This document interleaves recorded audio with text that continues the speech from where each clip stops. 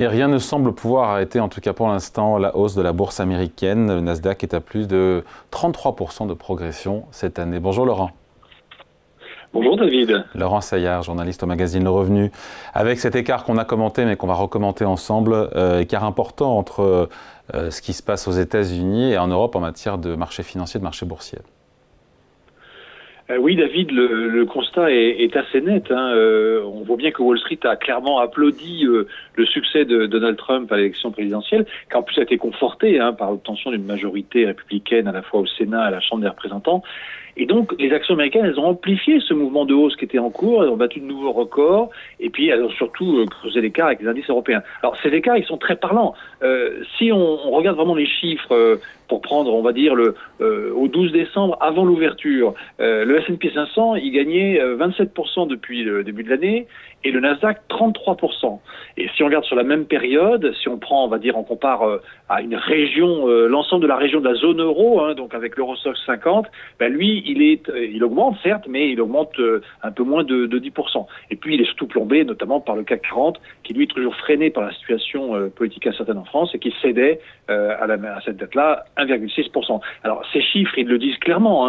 La décote entre les actions américaines et les actions européennes, elle est historique, elle atteint des niveaux désormais très élevés. Et ça s'explique aussi par l'effet Trump, mais pas seulement. Encore une fois, il y a plus de croissance, plus de rentabilité aux États-Unis. Oui, alors c'est vrai que il y a la croissance qui reste soutenue aux États-Unis, on est sur un rythme de près de 3% de croissance. On a un programme pro-business quand même de Trump, qui effectivement est plutôt de bon augure pour les investisseurs. Une certaine clarté politique, parce que c'est sûr qu'avec ce scrutin et ces majorités, on va dire, ça fait un climat des affaires qui est plutôt favorable, alors qu'on voit bien qu'il est beaucoup plus pessimiste en Europe. Donc c'est des perspectives favorables. Même si bien sûr il y a les contradictions du programme économique de Trump sur les déficits et l'inflation, ça devrait être clarifié. Mais au-delà, on va dire ça, c'est des raisons un peu conjoncturelles. Il y a aussi des raisons un peu plus structurelles en fait sur cette décote entre des deux côtés de l'Atlantique. Et parce qu'on voit que cette décote entre actions américaines et européennes, elle n'a pas cessé de se creuser depuis la crise financière de 2008. Et c'est vrai que d'abord, on constate quand même que la croissance des bénéfices par action, en moyenne, elle est toujours très supérieure outre-Atlantique. Elle est quasiment près de 2 fois supérieure aux États-Unis. Et puis il y a aussi le fait que la vague de l'intelligence artificielle, qui est en fait le vrai moteur des marchés financiers depuis fin 2023, elle profite quand même pour le moment davantage aux grandes valeurs technologiques américaines, et on le voit sur les progressions même encore récentes du Nasdaq.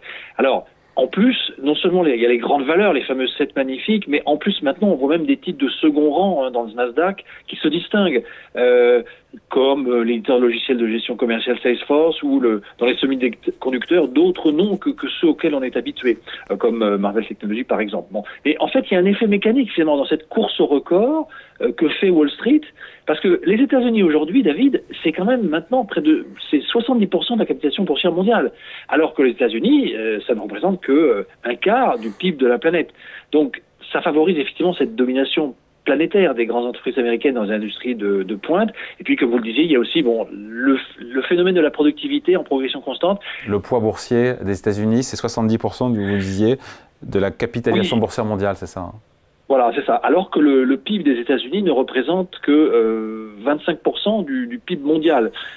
Donc c'est cette domination planétaire des grandes entreprises américaines dans les industries de pointe qu'on retrouve à travers ces chiffres. Et puis il y a effectivement le phénomène de la productivité. La production économique par heure travaillée a augmenté de 9% outre-Atlantique au cours des 5 dernières années. Et en fait, c'est pas du tout le cas, en Europe et notamment en France. Il y a pas cette, la productivité a plutôt tendance à stagner sur les 10 dernières années dans notre pays. Bon, est-ce que le parcours boursier des deux côtés de l'Atlantique, d'ailleurs, aux États-Unis ou en Europe, est-ce qu'il est pour autant assez balisé, déjà tracé, j'ai envie de dire, pour les prochains mois? Pas forcément, David, parce que c'est vrai qu'on pourrait le croire quand on compare l'environnement politique et économique des deux côtés de l'Atlantique. C'est vrai que d'un côté, les annonces qui vont venir de Washington, ça devrait rythmer le début de l'année prochaine. Est-ce qu'il y aura hausse ou pas des tarifs douaniers, ou est-ce que c'est juste des menaces? Est-ce qu'il y aura véritablement baisse des impôts des sociétés et des ménages pour dynamiser l'économie? Est-ce qu'il y aura ce reflux migratoire massif que veut Trump ou pas? Et puis bien sûr, il y aura aussi les l'éventuelle poursuite de baisse des taux de la Fed. Mais en fait, En tout cas, ce dont on est sûr, c'est qu'il y a plus de visibilité aux États-Unis, alors qu'on ne voit pas très bien pour le moment ce qui peut changer le climat un peu délétère quand même en Europe. Hein. Alors certes, il y a les baisses de taux de la BCE, comme celle d'hier, ça va atténuer bien sûr l'impact de la situation française qui est quand même délicate, et puis aussi des élections allemandes qui ajoutent un petit peu d'instabilité. Donc en tout cas, ça donne quand même une faveur très nette effectivement au marché boursier américain, où là on a une certaine visibilité, on va dire, sur les 2 prochaines années.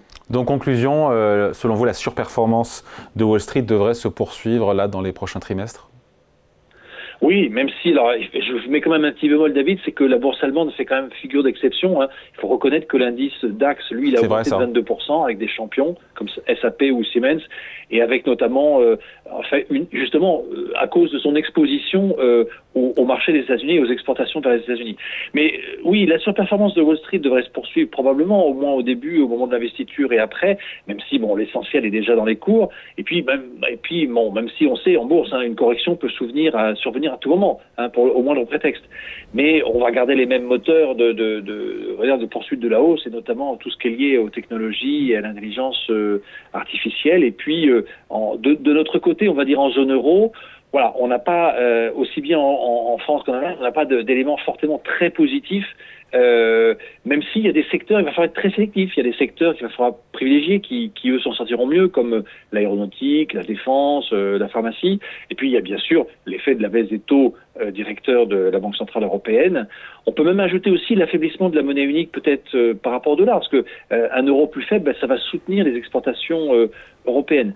Bon, en tout cas, les anticipations sont probablement un peu trop élevées sur les entreprises européennes et leurs résultats, parce qu'elles vont être exposées au ralentissement et on va dire aux difficultés peut-être de la Chine. En Europe, on voit plus une évolution en dents de scie, comme scénario probable à court terme, alors qu'effectivement, il n'y a pas de gros nuages majeurs du côté de Wall Street. Laurent, avant de se quitter, on regarde la une du Revenu Hebdo. Réduisez l'addition avant le 31 décembre en matière d'impôts. Il ne reste plus beaucoup de temps maintenant. Oui. Voilà, on revient sur le feuilleton quotidien qui est lié en fait aux effets, aux conséquences de la motion de censure et donc au fait qu'il n'y a pas de loi de finances 2025 pour le moment. En tout cas, il n'y en aura pas avant la fin de l'année.